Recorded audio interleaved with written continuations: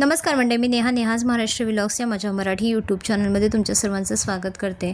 आज आपण साधी सोपी छोलेच्या भाजीची रेसिपी बघणार आहोत। करायला खूप सोपी आहे। चला तर मग कढई गॅसवर तापायला ठेवली, तेल टाकायचं थोडंसं, त्याच्यामध्ये जिरं ॲड करायचं, उभा चिरलेले असे मीडियम साईजचे 2 कांदे घेतलेले आहेत। कांदा थोडासा लवकर शिजावा म्हणून थोडंसं मीठ टाकायचं आणि त्यानंतर पण पुढची तयारी पण करूयात। तर इथे ना मी छोले भिजवून घेतले होते आदल्या रात्री आणि दुसऱ्या दिवशी सकाळी आता आपण हे 4 शिट्ट्यात घेतल्या आहेत कुकरच्या।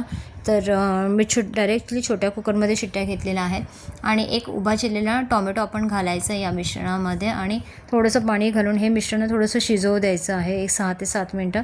तर आता मिश्रण चांगलं शिजलं आहे। त्यानंतर आता आपल्याला मिक्सरला याची पेस्ट करून घ्यायची आहे। तर पेस्ट करताना आपण थोडेसे वाफवलेले छोले याच्यामध्ये ॲड करणार आहोत, जेणेकरून ना भाजीची ना कन्सिस्टन्सी खूप छान येते।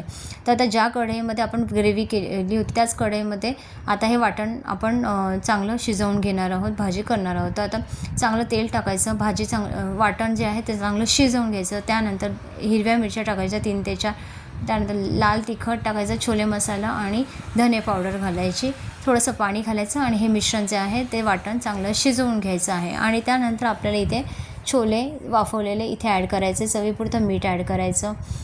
तर थोडीशी वरनं कोथिंबीर तुम्ही टाकली तरी चालणार आहे। माझी कोथिंबीर घरातली संपली होती, त्यामुळे इथे कोथिंबीर मी टाकू शकले नाही आहे। आणि 1-5 मिनटं मंद गॅसवर ना भाजीला चांगली खळखळून उकळी आणून द्यायची।